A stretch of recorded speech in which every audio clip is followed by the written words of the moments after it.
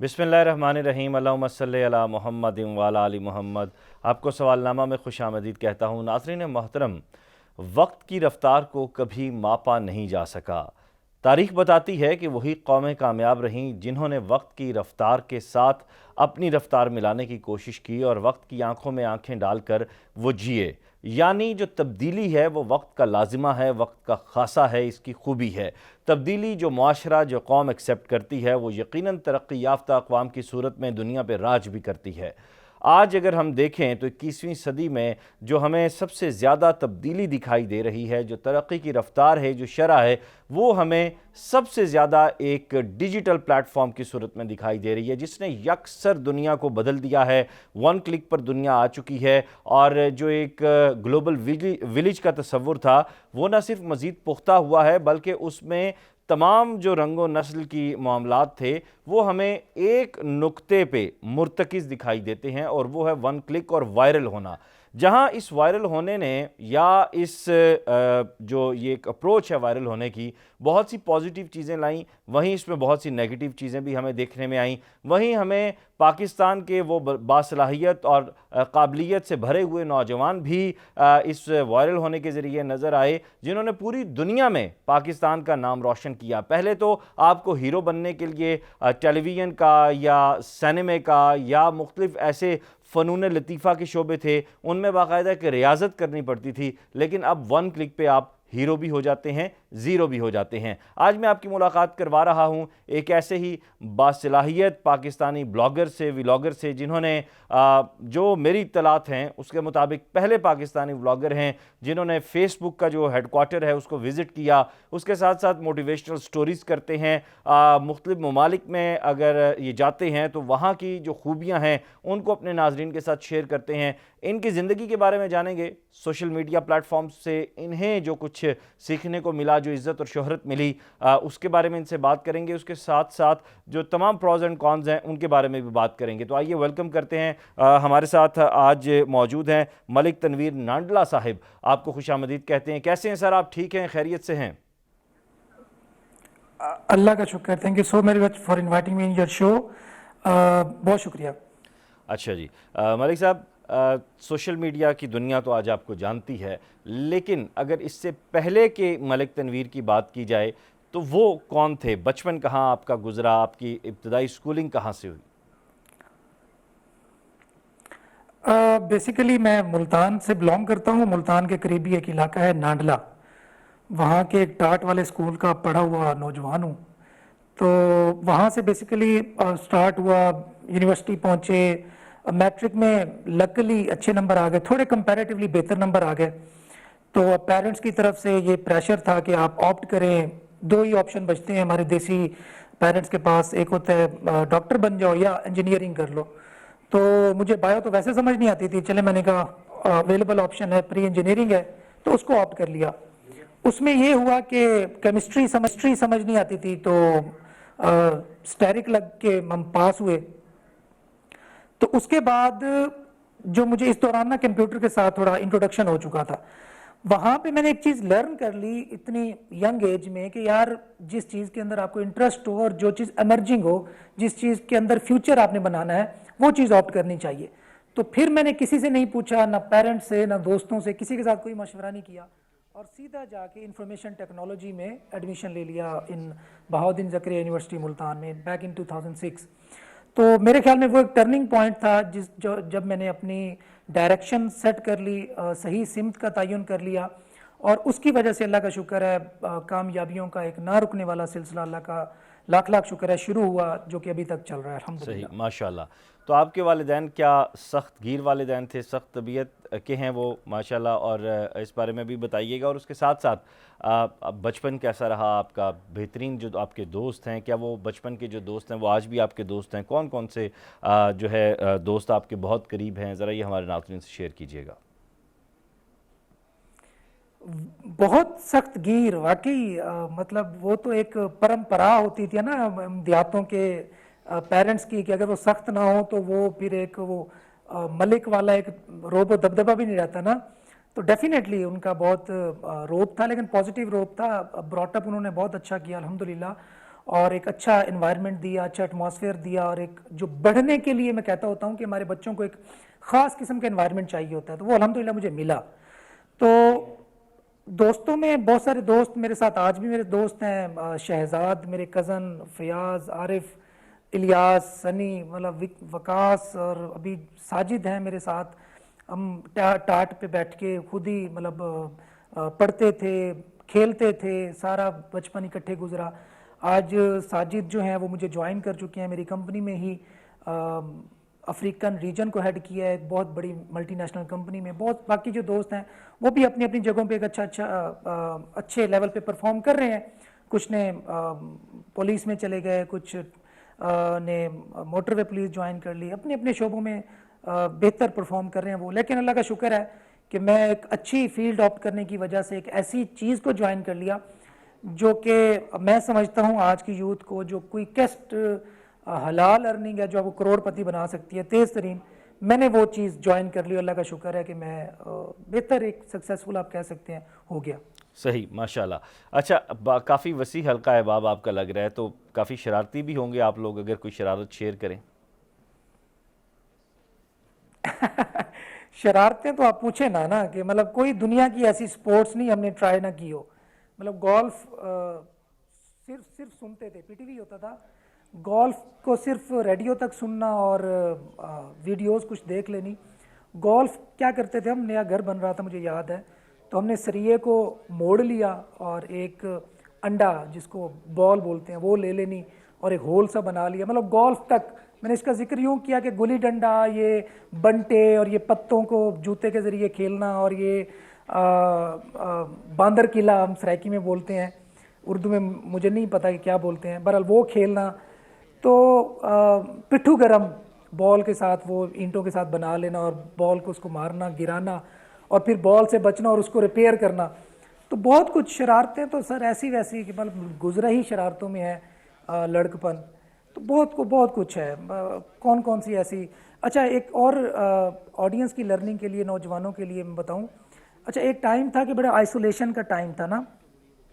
मेरे जो कज़न्स थे जिनका मैंने जिक्र किया वो थोड़े फासले पे रहते थे, तो मेरे साथ खेलने वाला कोई होता नहीं था घर में। तो मैं इतना ऐसा था कि मैं बैट पकड़ लेता था और इशारों इशारों में खेलता था। मतलब सईद अनवर बन जाना, आमिर सुहेल बन जाना, एजाज अहमद बन जाना, इंजमामुल हक बन जाना, खुद ही काउंट करना, तखय्युलाती, मतलब वो इमेजिनेशन में सिर्फ खेलना कि सिर्फ बैट है मेरे पास, बॉल नहीं है, लेकिन मैं खुद ही खेल रहा हूँ और 2-2 3-3 घंटे खेल रहा हूँ।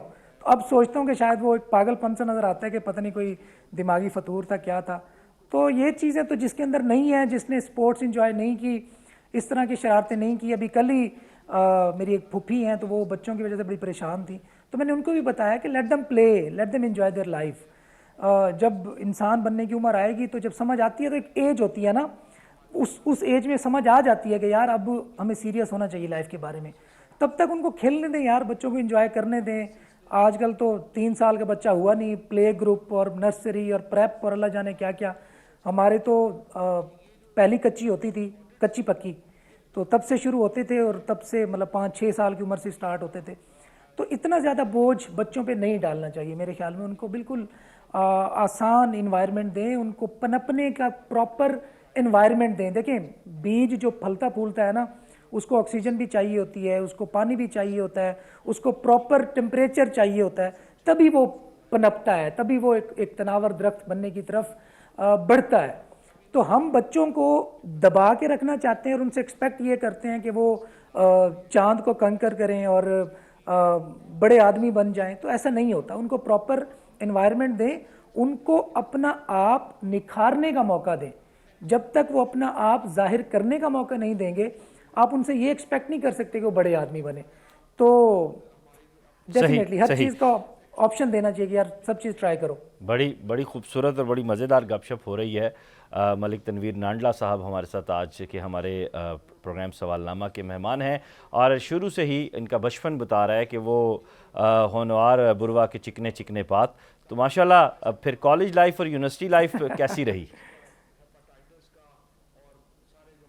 सर कॉलेज में हम जो है वो इश्क में गिरफ्तार हो चुके थे। क्या बात है।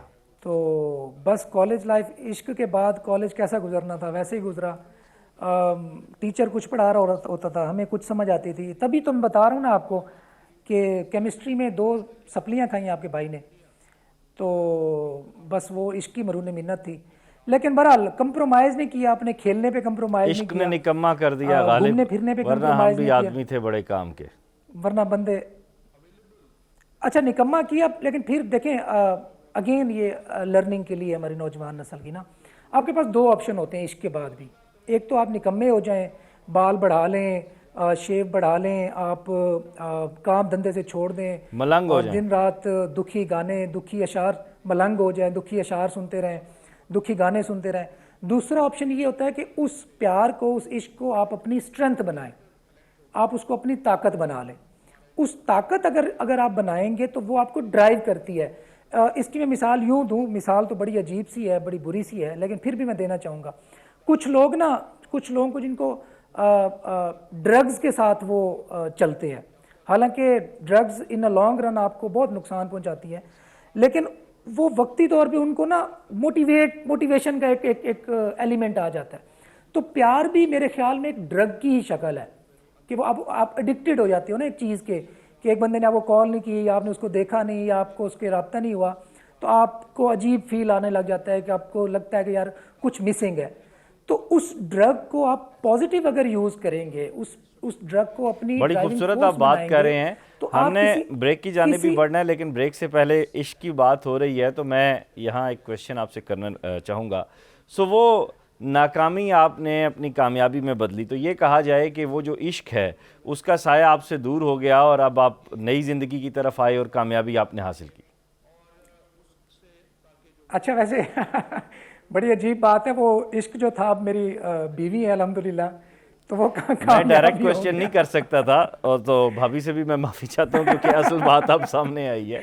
तो ये जी मुबारक हो आपको भी और भाभी को भी, एग्जैक्टली यानी आपने एग्जैक्टली। अपनी ताकत तो बनाया वो इस चीज़ को। हाँ जी, अल्हम्दुलिल्लाह अल्हम्दुलिल्लाह उसको स्ट्रेंथ बनाया। मतलब वो बड़ी पुराना, बड़ा आई डोंट नो आपके पास कितने सेकंड्स हैं बाकी, मतलब वो काफ़ी स्पैन था ना टाइम का, तो मैंने उसको स्ट्रेंथ बनाया। मैं किसी मौके पे रुक नहीं, मैं हार गया हूँ, मैंने हार नहीं तस्लीम की पूरी ज़िंदगी में। अगर एक चीज़ नौजवान मेरी लाइफ से पिक करना चाहे ना, वो एक चीज़ थी, वो थी रेजिलियंस, कि मैं रेजिलियंट रहा। मैंने किसी भी मौके पर ये तस्लीम नहीं किया कि मैं हार गया हूँ, क्या खूबसूरत किसी बात भी की है, किसी मामले भी में, मौके पे किसी तस्लीम भी नहीं किया फील्ड के कि अंदर मैं हार गया हूँ। और बेशक ना। डिटर्मिनेशन जो है वो आपको कामयाबी की तरफ लेकर जाती है, और हर गिरने के बाद जब आप उठते हैं तो आपके कदम मज़ीद मजबूत होते हैं। सो लॉन्ग रन में कदम मजबूत होना बहुत ज़रूरी होता है। बातें बहुत सी अभी होनी हैं, इश्क की खुशबू हम तक आ पहुँची है, ये खुशबू बड़ी प्यारी है। सो हमारे साथ रहिएगा, मिलते हैं इस ब्रेक के बाद।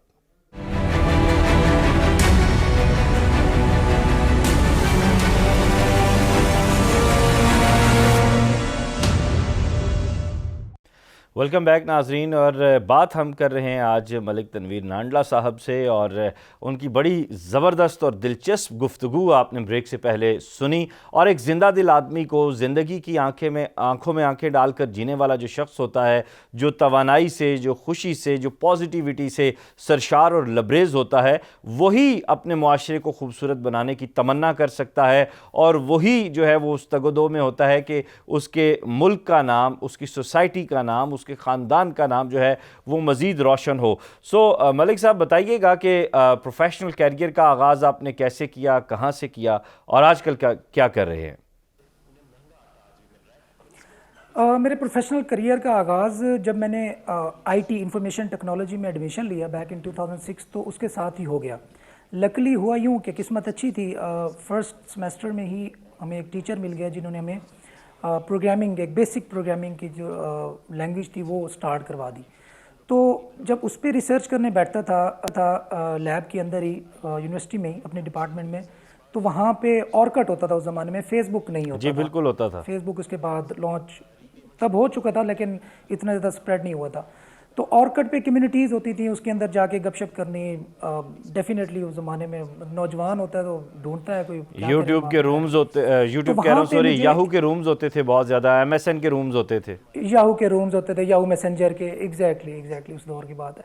तो बहरहाल वहाँ पे पता चला मुझे कि गूगल की कुछ प्रोडक्ट्स हैं जिसमें एडसेंस है, ब्लॉगर है, तो ये क्या करते हैं, ये आपको पैसे देते हैं for displaying ads on your website. तो यहाँ पे जब मुझे इस चीज़ का पता चला और मुझे पता चला अच्छा जी वेबसाइट होनी चाहिए, और वेबसाइट बनाना ही हम सीख रहे थे उस सेमेस्टर में, तो जो कम्बिनेशंस थे वो साथ मुझे मिल गए। देन मैंने इस चीज़ के बारे में ज़्यादा एक्सप्लोर करना स्टार्ट किया, प्रोग्रामिंग सीखी, डेवलपर बना। उसके साथ साथ अब मसला ये आन पहुंचा कि यार साइट बना ली है, अब उस पर विजिटर्स कैसे आए, विजिटर्स आएंगे तो उन एड्स को विजिट करेंगे और उसके नतीजे में मुझे पैसे मिलेंगे। तो देन मुझे पता चला यार एसईओ होती है, सर्च इंजन ऑप्टिमाइजेशन, कोई चीज़ है जिसके ज़रिए आपकी वेबसाइट जो है वो रैंक बेहतर होती है गूगल के अंदर, और उससे ट्रैफिक मतलब यूज़र्स आपकी वेबसाइट पर लैंड करते हैं, और आप जितने ज़्यादा लैंड करते हैं उतने ही ज़्यादा आपके लिए रेवेन्यू जनरेट होता है। तो देन वो लर्न किया, पंगे किए, बहरहाल वो फुल ऑफ पंगे आप कह सकते हैं, वो लाइफ थी। तो देन मैंने उस दौर में वालिद साहब से एक प्रॉमिस किया था कि आप मुझे, जब मैं फ़ी उनसे मांगता था, फ़ी अच्छी खासी होती थी पर सेमेस्टर की, आई थिंक 27,000 28,000 होती थी। तो वो कहते थे कि यार तू क्या करेगा पढ़ के, या इस तरह की जो चीज़ें होती थी। मैंने उससे वादा किया, मैंने कहा आपसे वादा करता हूँ कि पास आउट होने से पहले पहले मैं 1 लाख रुपये पर मंथ कमा रहूँगा, ये मेरा आपसे वादा हो गया। तो वो मुस्कुरा देते थे इस बात पे ना कि यार ये मुझे ऐसे घेड़े करा रहा है, ऐसे कहानियाँ करा रहा है। तो लेकिन अल्लाह का शुक्र है ये हुआ कि जब मैं पास आउट होने से पहले ही अल्हम्दुलिल्लाह 1 लाख पर मंथ से तजावज़ कर चुका था अर्निंग के लिहाज से। तो बहरहाल वो जब पैसा नज़र आना स्टार्ट हो जाता है आपको इस फील्ड में, तो देन आपका दिल भी लगता है, आप उसके अंदर एफर्ट्स भी पुट करते हो, आप टीम भी बिल्ड करते हो। तो देन सिलसिला उसके बाद ग्रेजुअली चल निकला। 2012 में मेरी शादी हुई, और बड़ी मुश्किल से, मैंने आपको बताया कि वो लव मैरिज थी, तो बहुत चीज़ों को फेस करना पड़ा। फंड्स खुद जनरेट करने, घर बनवाना, और सारा कुछ मतलब बहुत एक कठिन सूरत हाल थी। तो उससे अल्लाह का शुक्र है ग्रेजुअली निकला। तो ये चीज़ जो है ना आपको मतलब मजबूत बनाती गई वो मुझे, ये सारी सिचुएशन। हालांकि ये चीज़ अपेरेंटली नेगेटिव थी, अपेरेंटली मेरे हक में नहीं होती थी कुछ चीज़ें, लेकिन उनसे मैं चीज़ें लर्न करता था, सीखता था, उनको बेहतर करता था, और देन मूव फॉरवर्ड होता था। तो ये अल्लाह का शुक्र है कि ज़िंदगी में ना पॉजिटिव चीज़ें रहीं और पॉजिटिव ही मैं चलता रहा। सही सही। हमने देखा कि आपके ट्रैवलॉग्स बहुत ज़्यादा हैं, इसकी कोई ख़ास वजह? मैं आपको मज़े की बात बताऊं कि मेरी शादी हुई ना, तो आपकी भाभी जो हैं वो कहती थी कि आप घूमने का मुझे बहुत ज़्यादा शौक़ है, तो वो कहती थी नहीं। अच्छा एक टाइम पे ना उन्होंने मुझसे पासपोर्ट ही ले लिया। अच्छा बहुत सारे लोग मुझसे पूछते हैं बड़ा पर्सनल सा सवाल कि यार how do you manage to travel, मतलब इतना ज़्यादा ट्रैवल कैसे कर लेते हैं आप? तो उनके लिए एक टिप दे रहा हूँ ना। तो मैंने उनने मुझसे जी पासपोर्ट ले लिया, उन्होंने कहा जी आप ट्रैवल नहीं कर सकते, आप नहीं जा सकते। तो खैर मैंने कहा जी ये तो आज़ादी जो है वो कदगन लगाने की तैयारियां हो रही हैं, तो I will have to stand on this. तो मैं अपने ससुर जी के पास गया, अल्लाह उन्हें जन्नत नसीब करे। मैंने उन्हें कहा देखें जी मैं कोई नशा करता हूँ? उन्होंने कहा जी नहीं करते। मैं सिगरेट पीता हूँ? नहीं करते। कोई किसी किस्म की कोई ऐप? उन्होंने कहा नहीं, आप माशाल्लाह बहुत अच्छे बच्चे हो। मैंने कहा यार एक ही मेरे अंदर ठरक है और वो है ये ट्रैवलिंग वाली, और आपकी बेटी जो है ना मुझे उससे भी रोक रही है। तो वो एक पॉइंट था जो मेरा क्लिक हुआ, उन्होंने समझाया उनको। तो बात ये है कि हर इंसान का ना कोई नशा होता है ना, किसी न किसी चीज़ की एडिक्शन होती है, किसी न किसी चीज़ की। और अल्हम्दुलिल्लाह मुझे कोई नेगेटिव एडिक्शन अल्हम्दुलिल्लाह नहीं, आपने नहीं सोचा कि अगर मैं, आपने लालच नहीं दिया कि मैं आपको साथ लेकर जाऊंगा, दुनिया घूमेंगे, बड़ी खूबसूरत है, तुम्हारी आंखों से दुनिया मैं देखूंगा, बड़ी खूबसूरत लगेगी, कुछ 2-4 शेर सुनाने थे, को मजीद खूबसूरत जगहों पे इजहार इश्क का ज़्यादा मज़ा आता है। हर ट्रिप में तो नहीं ले जाया जा सकता ना, यू नो कि हर ये खालिस्तान शोहराना बात की आपने। बिल्कुल बिल्कुल, अब आप समझे हैं। तो उस सिनेरियो में होता ये था कि देखें कुछ फैमिली ट्रिप्स तो होते हैं, कुछ दोस्तों के साथ होते हैं ना, जिसमें सिर्फ हल्ला गुल्ला होता है, जिसमें हंसी मजाक होता है, जिसमें सिर्फ आप एडवेंचर करते हो ना। आप ऐसी चीज़ों, मतलब हाइकिंग का मुझे बड़ा शौक है, आप ऐसी चीज़ों की तरफ जाते हो कि जहाँ पे फैमिली को साथ ले जाने का रिस्क नहीं लिया जा सकता, तो वो फिर डेफिनेटली आपको दोस्तों के साथ करने होते हैं। तो वो जो ऐसे ट्रिप्स थे और अनप्लान ट्रिप्स थे, एक दफ़ा तो यूँ हुआ कि मैं फैमिली ट्रिप करके आया, घर आया हूँ, बाहर दोस्त आए हैं और वो उन्होंने कहा यार चलो, और मैं यकीन करें मैं निकर में ही था, बनियान में था, यकीन करें ये बड़ी अजीब बात होगी आप सबके लिए। मैंने उनको कहा वैसे ही चलो, मैं घर नहीं गया, वैसे ही चलेगा। और मुझे अच्छी तरह याद है मैंने मानसेरा में जाके अपने जो कपड़े शपड़े लिए और फिर आगे ट्रैवल किया। तो मैं इन चीज़ों पे कंप्रोमाइज़ नहीं करता। और मुझे जब मैंने इंटरनेशनल ट्रैवलिंग स्टार्ट की तो सो सिंपल सो लविंग, ये बड़ी खूबसूरत बात आपने शेयर की है, और ये तो हमारे देखने वालों के लिए भी है कि जब आपने पूरी, और एक सयाह को ऐसे ही होना चाहिए, ये एक ट्रू सयाह की निशानी है कि वो कैसे भी हो हालात, वो उसने सफ़र करना होता है, उसने दुनिया एक्सप्लोर करनी होती है। एग्जैक्टली अच्छा, जब मैंने इंटरनेशनल टूर स्टार्ट किए तो मैंने देखा कि यार दुनिया ऐसी भी होती है, वहाँ के लोगों की सफरिंग्स, लोगों के कल्चर्स, लोगों के रहने के स्टाइल, लोगों के चैलेंजेस, कि यार वो किन किन सूरत हाल में जी रहे हैं। कुछ हमारे नाजरीन जो है वो ये भी जानना चाह रहे हैं आपसे कि आपने जब ई कॉमर्स की जानिब आए, आपने जो अर्निंग का सिलसिला शुरू किया, सबसे पहले तो उसके बारे में थोड़ा सा गाइड करें कि ये कैसे मुमकिन बनाया आप? मैंने जैसे आपको बताया कि 2006 में मैंने लर्निंग स्टार्ट कर दी थी। मुझे पता चला कि यार गूगल के ज़रिए आप अर्न करते हैं, तो देन वेबसाइट्स बनाई, उस पर अर्निंग स्टार्ट हुई, ब्लॉग्स बनाए, तो वहाँ से अर्निंग का जो सिलसिला है वो स्टार्ट हो गया। देन बैक इन 2016 थोड़ा ना मैंने कहा कि अब खुद तो बहुत कुछ कर लिया है, अब टाइम है कि यार लोगों को भी सिखाया जाए, लोगों को भी इनेबल किया जाए, लोगों को एम्पावर किया जाए। देन मेरी एक स्टोरी पब्लिश हो गई डिफरेंट चैनल्स पे और डिजिटल मीडिया पे, न्यूज़ के अंदर। उसके बाद देन थोड़ा मैं पब्लिक हुआ, लोगों को सिखाने का सिलसिला स्टार्ट किया। ब्लॉगिंग हम सिखा रहे हैं, हम एफिलिएट मार्केटिंग, अमेज़ॉन के साथ आप एफिलिएट उनके कैसे बन सकते हैं वो सिखा रहे हैं। साथ हम ई कॉमर्स, एक ई कॉमर्स इतनी ज़्यादा बूम पकड़ चुकी है, ख़ास तौर पर ये पेंडेमिक के बाद। तकरीबन अप्रॉक्सीमेटली 2 अरब लोग, 2 बिलियन लोग बाय द ईयर 2023, 2 अरब से भी ज़्यादा, शायद 2.5 अरब लोग ऑनलाइन बाइंग सेलिंग कर रहे होंगे। सही। ऑनलाइन पाकिस्तान में आप क्या इम्पैक्ट देखते हैं ई कॉमर्स का? सबसे पहले तो हम पॉजिटिव चीज़ों की बात करते हैं कि ई कॉमर्स जो ई इकॉनमी है, आपने कोविड की बात की, तो इसके बाद आपने इस इंडस्ट्री को पाकिस्तान में कितना ग्रो होते देखा है? बहुत ज़्यादा, शायद मैं वो कहूँ कि 1000% ऑफ मतलब इसके अंदर इंक्रीज़ हुआ है, इतना ज़्यादा इंक्रीज़ हुआ है। और इसका क्रेडिट डेफिनेटली हमारे जो ई कॉमर्स स्टोर चलाने वाले हैं उनको बहुत ज़्यादा चैलेंजेस का सामना करना पड़ता है। हमारे यहाँ पेमेंट मेथड्स का प्रॉब्लम है, पेमेंट कलेक्शन का इशू है, फिर अवेयरनेस नहीं है, फिर जो लैक ऑफ कॉन्फिडेंस है बिटवीन बायर एंड सेलर वो बहुत ज़्यादा है। अब बायर कहता है कि यार जो चीज़ मेरे तक पहुँचे मैं उसको टेस्ट करूँगा। अब मैं मिसाल दे रहा हूँ कि अब इसकी पॉलिसी नहीं है कि यार अगर आपने ओपन कर लिया तो फिर आप रिटर्न नहीं कर सकते। अच्छा, इसमें फिर रिटर्न्स बहुत ज़्यादा आते हैं। मैंने बहुत सारे ऐसे बिजनेसेस देखे हैं जो इस वजह से बंद हो गए कि उनको जो रिटर्न्स थे, मतलब उन्होंने चीज़, एक बंदे ने ऑर्डर की, उन्होंने भेजी, उन्होंने कहा मैं नहीं चाहिए, वापस भेज दो। अब वो जो उनको कॉस्ट पड़ी रिटर्न की वो इतनी ज़्यादा हो गई।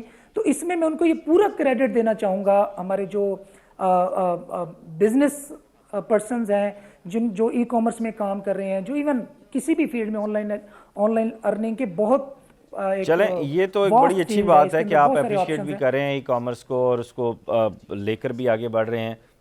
यहाँ एक और चीज़ सामने आती है, वो है हमारे डिजिटल मीडिया का एक वो हिस्सा जिसने सोसाइटी पर बराह रास्त असर किया है, जिसमें आपका यूट्यूब आ रहा है, जिस पे आपका फेसबुक आ रहा है, जिस पे आपका टिकटॉक आ रहा है। और मैं आगाज़ जो है वो टिकटॉक से ही करना चाहूँगा। टिकटॉक को जो है वो बंद किया गया। पहले तो आप ये बताइए कि ये जो पाबंदी लगाई गई है, आप इसको कैसे देखते हैं? देखें, पाबंदी, स्ट्रेट फॉरवर्ड में बात करूँगा, पाबंदी किसी भी मसले का हल नहीं होती। ख़ासकर देखें, जब चेंज आती है, होता क्या है मैं आपको बताऊँ। जब प्रिंटिंग प्रेस आई दुनिया में तो कुछ तबका ने उसको अपोज किया कि यार नहीं, ये नहीं होना चाहिए। हुआ क्या, वो लोग तारीख में पीछे रह गए, तरक्की में पीछे रह गए। इसी तरह यूट्यूब की मैं बात करूं, हमने 2000 आई थिंक 11-12 में यूट्यूब पे बैन लगा दिया।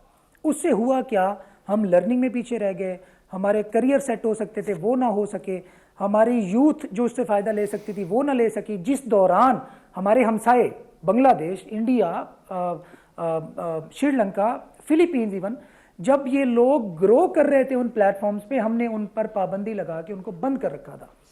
अब टिकटॉक की बात आते हैं। टिकटॉक ने बिल्कुल कॉन्सेप्ट ही चेंज कर दिया। इसने शॉर्ट वीडियोस का एक ऐसा कॉन्सेप्ट ला दिया कि लोग बड़ी वीडियोस देखने की बजाय छोटे 1 मिनट की 15 सेकंड की वीडियोस देखने की तरफ आ गए। उस वजह से उसको बहुत ज़्यादा बूम मिला। अब देखें, हर जो भी इस तरह का प्लेटफॉर्म होता है, चाहे वो यूट्यूब है, फेसबुक है, ट्विटर है, टिकटॉक है, इसको डेफिनेटली आपको रेगुलेट करना चाहिए। इसके अंदर कोई दूसरी राय नहीं है।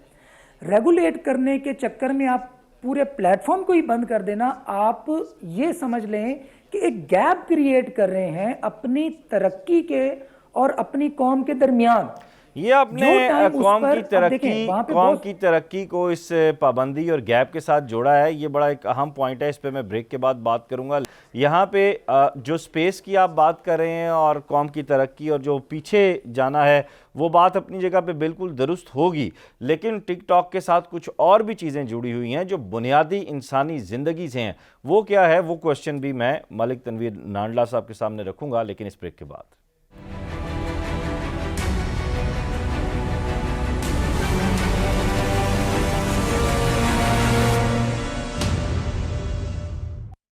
वेलकम बैक नाजरीन। और मलिक तनवीर नांडला साहब जो है वो ब्रेक से पहले कह रहे थे कि कौम की तरक्की को रोका जाता है जब भी किसी सोशल मीडिया प्लेटफॉर्म को, किसी डिजिटल मीडिया प्लेटफॉर्म को जो है अगर उस पर बैन किया जाता है, पाबंदी लगाई जाती है। मलिक साहब, कौम की तरक्की की बड़ी खूबसूरत आपने बात की, लेकिन जो टिकटॉक बनाने के चक्कर में रेलवे ट्रैक्स पे जाने जा रही थी, क्या उनका कोई हिसाब किताब होगा? क्या इस प्लेटफॉर्म के ज़रिए जो फहश एक तबका है, एक जो आपकी पूरी कम्युनिटी है जो रेड लाइट एरिया से उठकर यहाँ पर आ गई थी, उसको जिस तरह प्रमोशन मिल रही थी और जिस तरह वो अपनी ऑनलाइन यहाँ पे डील्स कर रहे थे, मुख्तलिफ ज़राए इस चीज़ को वाजे कर चुके हैं, तो क्या ये चीज़ें कौम की तरक्की से जुड़ी हुई हैं? मैं बताता हूँ आपको। देखें, इंसान के अगर सर में दर्द हो तो इंसान सर दर्द की गोली लेता है, ना कि सर कटवा देता है। ठीक है? अगर आपको किसी भी इस किस्म के इश्यूज़ हैं, ये मतलब कंट्री लेवल पे, आपके आईएसपी लेवल पे, आपके पीटीए लेवल पे ये चीज़ें ब्लॉक की जा सकती हैं। अच्छा, अब वो चाहते हैं चले ब्लॉक नहीं करते और इसको अलाउ करते हैं। उसके बाद आप क्या करें? आप उन करोड़ों की तादाद में अकाउंट्स हैं, आप कैसे ब्लॉक करेंगे? आपको क्या पता मलिक साहब के एक शख्स जो है वो वीडियो बनाने गया रेलवे ट्रैक पे, आपको पीटीए को बता के तो नहीं जा रहा। खबर तो उस वक्त आएगी ना जब उसको पता चलेगा कि वो ट्रेन के नीचे आ गया और अपनी जान गंवा बैठा है। मैं बताता हूँ आपको, मैं बताता हूँ। आपके रोड, सड़कों पे रोजाना कितने हादसा होते हैं? रोजाना लाखों नहीं बंदे मरते होंगे तो सैकड़ों जरूर मरते हैं। इस बात से आप मेरी एग्री करते हैं? तो इसके जवाब में हम रोड्स बंद नहीं कर देते, हम मेजर्स लेते हैं उनको सही करने की कि यार हादसात ना हो। देखिए, रोड के जो हादसात हैं मलिक साहब, उससे रूल्स बनाते हैं। मैं एक अर्ज करना चाहूंगा, कता कलामी की माफी। रोड के जो हादसात है वो इंस्पायरेशन का सबब नहीं बनते। एक गाड़ी का एक्सीडेंट हुआ है तो पीछे उसकी इंस्पायरेशन में उसको फॉलो करते हुए 50 गाड़ियां जो है वो बिल्कुल आके टक्कर नहीं मारेंगी।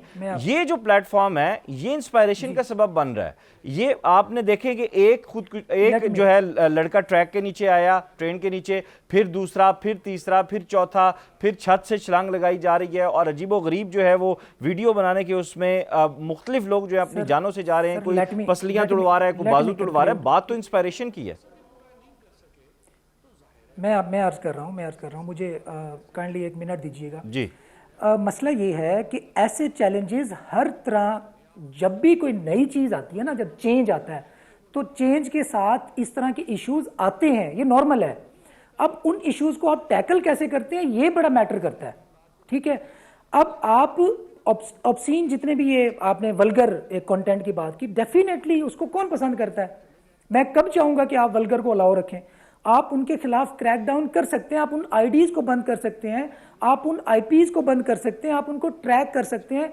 101 तरीका है अगर आप विलिंग हो इस चीज को बंद करने के लिए।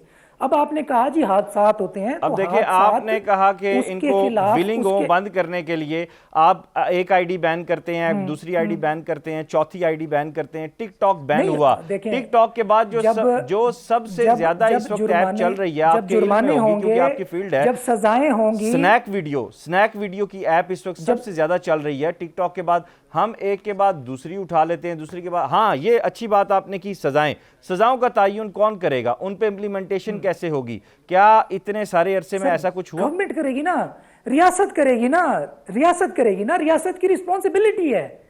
ये आप इस चीज को कैसे इग्नोर कर देते हैं कि भाई जो स्टेट होती है, ये चीज उसकी रिस्पॉन्सिबिलिटी है कि इस चीज को एड्रेस करे।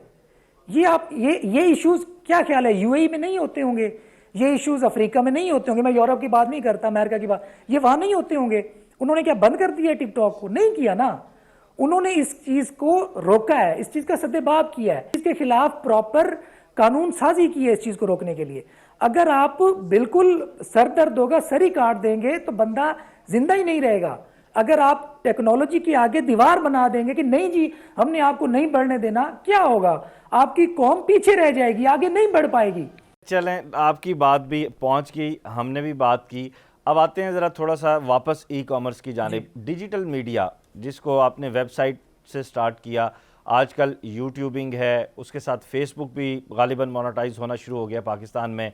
उसके अलावा कौन कौन से फोरम्स हैं और इनसे कैसे जल्दी अर्निंग हो सकती है? क्योंकि व्यूज़ के, लाइक्स के, सब्सक्राइबर्स का एक रश पड़ा हुआ है, तो इस सब को कैसे मैनेज किया जा सकता है और एक अच्छी अर्निंग ली जा सकती है?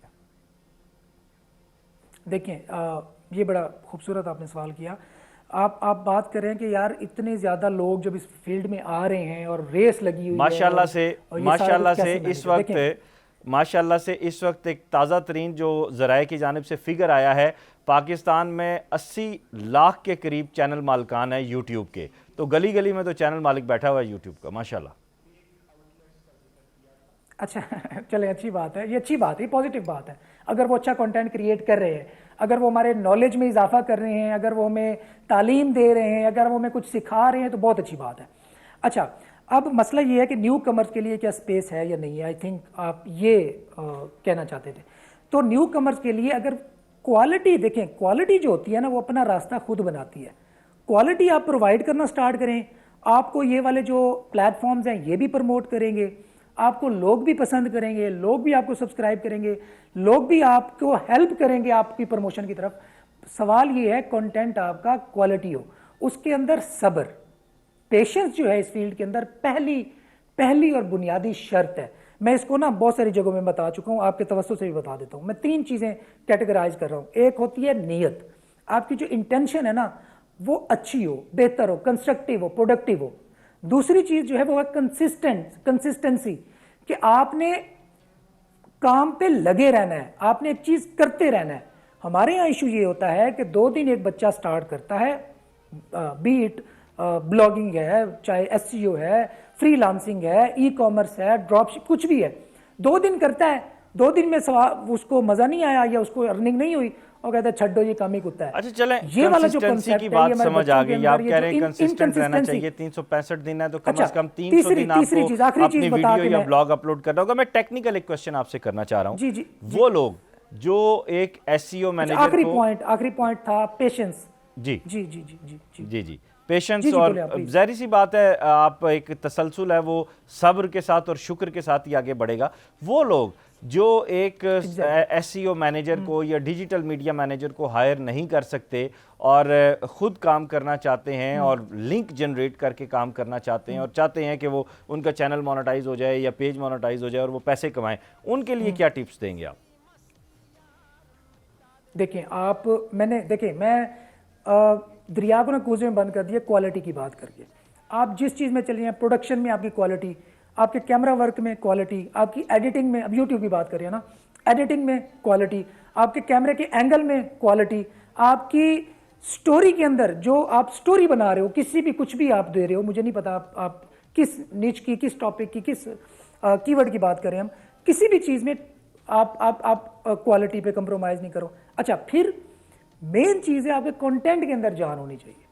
जब कंटेंट के अंदर जान होगी ना तो खुद एमर्ज करेगा, टाइम लगेगा पहले दिन नहीं होगा, पहले हफ्ते में नहीं होगा, पहले महीने में नहीं होगा, लेकिन अगर आपके कंटेंट के अंदर जान होगी, मैं आपको गारंटी से श्योरिटी दे रहा हूं, आप एक ना एक दिन क्लिक जरूर करेंगे और टॉप पे जरूर आएंगे। अच्छा, और इसमें इसके बाद इसमें आप जॉब इसमें जो आप बात कर रहे हैं, इसमें क्या सिर्फ कंटेंट जरूरी है, उसकी जो बैक एंड वर्किंग है वो इंपॉर्टेंस नहीं रखती? सिर्फ आप जो बोल रहे हैं या जो आप डिलीवर कर रहे हैं वो इंपॉर्टेंस रखता है आपके नज़दीक? कंटेंट से मुराद मेरी ये है कि थीम क्या है आपका, कि आप जो चीज़, मिसाल के तौर पर मैं सिखा रहा हूँ मैथ, मैंने एक चैनल बना लिया कि मैथ सिखाऊंगा मैं, ठीक है। अब लेट्स सपोज मेरा मोबाइल यूं कांप रहा है, ठीक है, या मोबाइल ऐसा, मैंने ऐसे मोबाइल से वीडियो बनाई हुई है जो कि सही नज़र ही नहीं आती यूज़र को, ठीक है। अब मेरी आवाज़ जो है, पीछे पंखे चल रहे हैं, पीछे शोर आ रहा है, पीछे उस यूज़र को समझ ही कुछ नहीं आ रही। अब मैं जितना मर्जी अच्छा मैथ समझा दूँ, यूज़र को समझ ही नहीं आ रही, तो उसकी क्या वक़्त है। अच्छा, दूसरे नंबर पर अब मेरी प्रोडक्शन अच्छी है, मैंने मोबाइल भी अच्छा लिया हुआ है, मैंने, मेरा माइक भी, आवाज़ भी साफ जा रही है। अब मैं मैथ जिस तरह समझा रहा हूँ वो तरीका बहुत अच्छा शानदार है, ये है कंटेंट आपका। सही, मेरे सही। कंटेंट से मुराद ये है कि आपके जो कुछ आप कर रहे हैं, आप सिटकॉम्स बना रहे हैं, आखिरी आप छोटे 30 छोटे सेकंड है हमारे पास, वीडियोस बना आखिरी रहे हैं। 30 सेकंड है, कोई मेन जी। टिप और मैसेज अगर आप देना चाहें?